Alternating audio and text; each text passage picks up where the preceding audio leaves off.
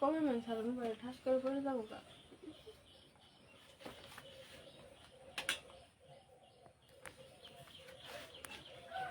কালকে কি ভিডিও হয়েছিল বাবা কি ভালো হয়েছিল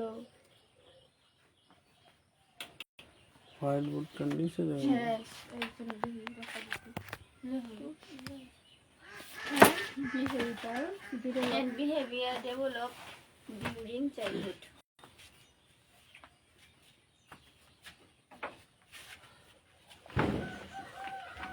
থিম আলোচনা করবো থিম তাহলে কবি হচ্ছে কবিতার নাম হচ্ছে কি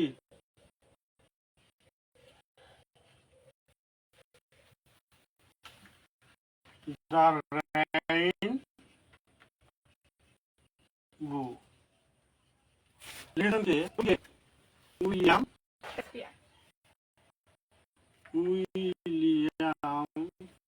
ওয়ার্ডসওয়ার্থ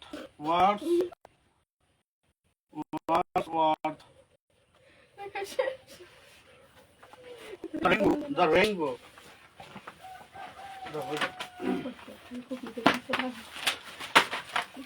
দেখেন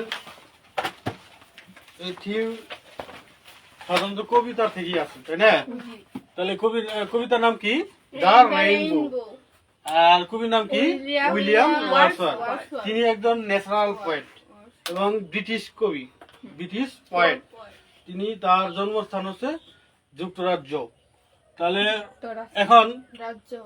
এখন দেখো উইলিয়াম ওয়ার্ডসওয়ার্থ তিনি সবসময় প্রকৃতির উপরে ভিত্তি করেই কবিতাগুলো লেখেন আর রেইনবোর মূল বিষয়বস্তু বোঝার জন্য তোমাদের যে কাজটা করতে হবে যেটাকে বাংলার সামারি বা বাংলার থিম বাংলা বিষয়বস্তুটা ভালো করে জানতে হবে কবি আসলেই ওই ছোটবেলার যে তোমার আমরাও এখনো দেখি যে ছোটবেলার শিশুরা হয়তো তোমার 8 থেকে 9 বছর এই সমস্ত এই বয়সে যদি আকাশে যদি তোমার রং ধনু দেখতো বা দেখতাম তাহলে কি আমরা অনেক লাফালাফি করতাম ঠিক না কি কবি এখানে তাই বলছে যে আসলে কবি এখানে যেটা বোঝাতে চাচ্ছেন যে রং ধনু তার হৃদয়কে তোমার উদ্বেলিত করতো নেশে উঠতো যদি রেইনবোটা দেখতো এই রেইনবো প্রকৃতি তাকে আকর্ষণ করত পৃথিবীর অন্য কোনো বিষয় তাকে আকৃষ্ট করতে পারে নাই শুধুমাত্র প্রকৃতি এই তাকে আকৃষ্ট করেছে অর্থাৎ রেইনবো যে তাকে একটা আনন্দ দিচ্ছে তাকে যে একটা আনন্দ দিচ্ছে এই আনন্দের জন্য তোমার বর্তমান ভবিষ্যৎকালও পর্যন্ত প্রবাহমান থাকে অর্থাৎ তার জীবন যখন শুরু হয় শুনো ভালো করে শুনো জীবন যখন তার কবির জীবন যখন শুরু হয় তখনও যেন এই প্রকৃতি যে আগে যেমন ছিল তার শৈশবকাল তেমনই ছিল বা আছে আবার তোমার যখন একটু প্রাপ্ত বয়স্ক হয়ে গেল অ্যাডাল্ট হয়ে গেলেন তখন কবি মনে করতেছে যে ছোটবেলা শৈশবকালে যেমন ছিল ওই প্রকৃতির যে একটা মনোরম দৃশ্য তাকে যে আকৃষ্ট করতো এখনো তার কাছে মনে হচ্ছে যে অ্যাডাল্ট হওয়ার পরও যে তার কাছে মনে হচ্ছে যে প্রকৃতি ওই ছোটবেলা যেমন আনন্দ দিচ্ছে এখনো সেই তোমার আনন্দ দিচ্ছে আবার এটা তোমার আবার বলছে কবি বলছে যে আমি যখন বুড়া হয়ে যাব বয়স্ক হয়ে যাব এরূপই মনে হচ্ছে যে আমি বুড়া কালেও বয়স্ক কালেও আমার এই প্রকৃতি শৈশব বা প্রাপ্তবয়স্ক যে আনন্দ দিয়েছে আমার বয়স্ক বৃদ্ধকালেও যেন ওই অনুরূপ একই আনন্দ দিচ্ছে তারপরে আবার কবি বলছেন যে তার যে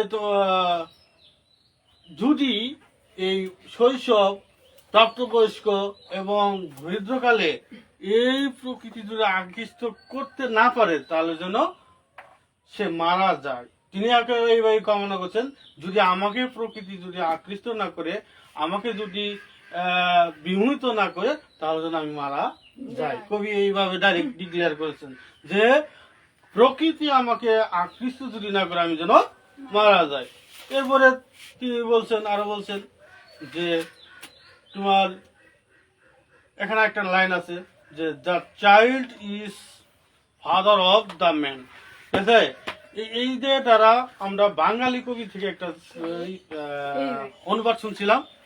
কবি বাঙালি কবি যে অনুবাদ করেছেন, বাঙালি কবিটার নাম আমার মনে হতেছে না, বাঙালি কবি এই লাইনটার অনুবাদ করেছিলেন এইভাবে যে ঘুমিয়ে আছে শিশুর পিতা শিশুর অন্তরেই। এখন এই লাইন দ্বারা কি বোঝাচ্ছে?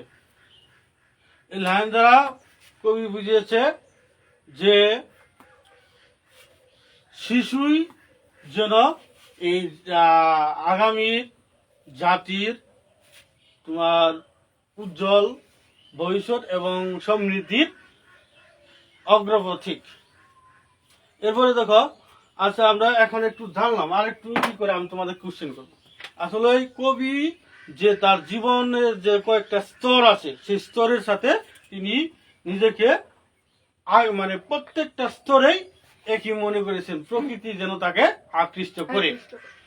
রেইনবো যখন তিনি দেখেন, যেমন মন উদ্বেলিত বা নেচে ওঠে, তার শৈশবকাল তিক্ত রূপ অ্যাডাল্ট কাল, অর্থাৎ প্রাপ্তবয়স্ক কালেও তাকে ওই শৈশবের মতো প্রকৃতি তাকে নাচিয়ে তোলে তার হৃদয়কে।